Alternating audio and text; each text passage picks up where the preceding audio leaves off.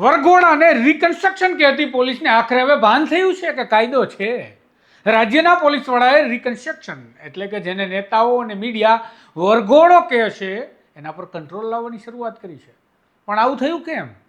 તો લાઠી વાગે સમસમ, ઘોડા દોડે ધમધમની માફક પોલીસને કોર્ટમાં થયેલી એક પિટિશનથી આ બુદ્ધિ આવી છે કે હવે આ ખેલ લાંબો ચાલ્યો તો કોર્ટની ફટકાર સહન કરવાનો વખત આવશે. અને માટે જ ઇન્ચાર્જ ડીજીપી KLN રાવ દ્વારા એક પત્ર લખી તમામ પોલીસ અધિકારીઓને એક ખાસ સૂચના આપવામાં આવી છે. તો આવો સમજીએ ડીજીપીએ શું કહ્યું છે, જેને આપણે બધા વરઘોડો કહીએ છીએ એના મામલે.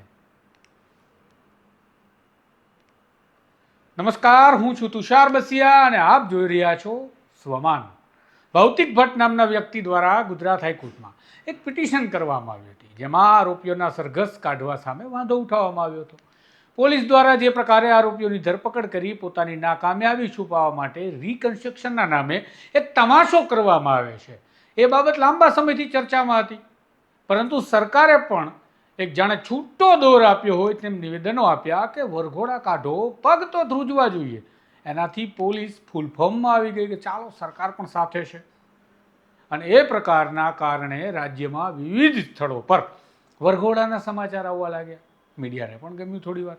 પરંતુ કાયદો ભૂલી ગયેલી ગુજરાત પોલીસને હવે હાઈકોર્ટના હુકમથી એ યાદ આવ્યું છે કે કાયદામાં રહીશું તો ફાયદામાં રહીશું.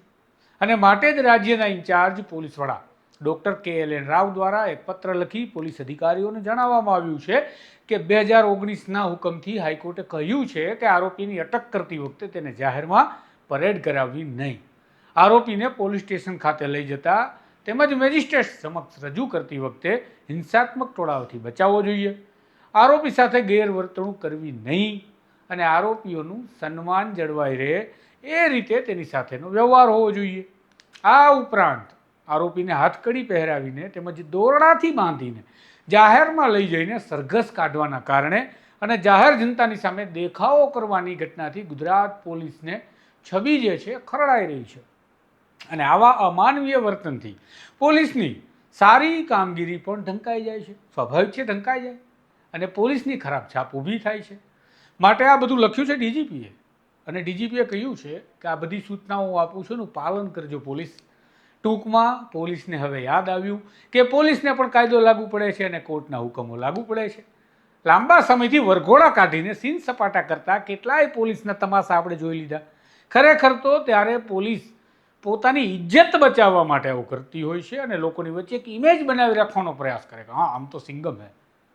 પરંતુ આ બધી જ ઘટનાઓ શું સૂચવે છે? આ બધું જ કામ ગેરકાનૂની છે. આ ઇમેજ બનાવી રાખવા માટે, વરઘોડા કાઢવા માટે નેતાઓ તો બોલે, પણ એના કારણે પોલીસે છકી ના જવાનું હોય. બાકી વરઘોડા કાઢવાથી નાગરિકોનું કંઈ ભલું થતું નથી. ક્યાંથી હોય તો અમારે જોવું પણ છે. હા, એક વાત એ ચોક્કસ છે કે ગુનેગારો પ્રત્યે કોઈ સહાનુભૂતિ જરા ન હોય અને હોવી પણ ના જોઈએ. પરંતુ એ પણ યાદ તો આપણે રાખવું પડશે કે આરોપીને ગુનેગાર સાબિત કરવાનું કામ પોલીસનું નહીં, કોર્ટનું છે.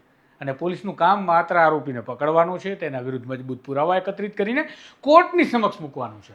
જો ખરેખર પોલીસ આરોપીને સજા અપાવવા માંગતી હોય તો તેના વિરુદ્ધ મજબૂત પુરાવા અને ચાર્જશીટ એકત્રિત કરીને કાગળ કરવાના હોય. માત્ર વરઘોડા કાઢવાથી, નાગરિકોને મૂર્ખ બનાવવાથી, ક્ષણિક આનંદ નાગરિકોને અપાવવાથી ગેરકાનૂની પ્રવૃત્તિ પર કંટ્રોલ નહીં આવે. હવે સમજાયું છે પોલીસને. ખેર, દેર આયે દુરસ્ત આયે. આખરે ડીજીપીને યાદ તો આવ્યું કે ગુજરાત પોલીસને પણ કાયદા લાગુ પડે છે અને માટે સરઘસના તમાશા ન કરવા જોઈએ. તમારું શું કહેવું છે આ મામલે? જરૂર કોમેન્ટમાં જરૂરથી લખજો. ચેનલને સબસ્ક્રાઈબ તો કરી જ લેજો. નમસ્કાર.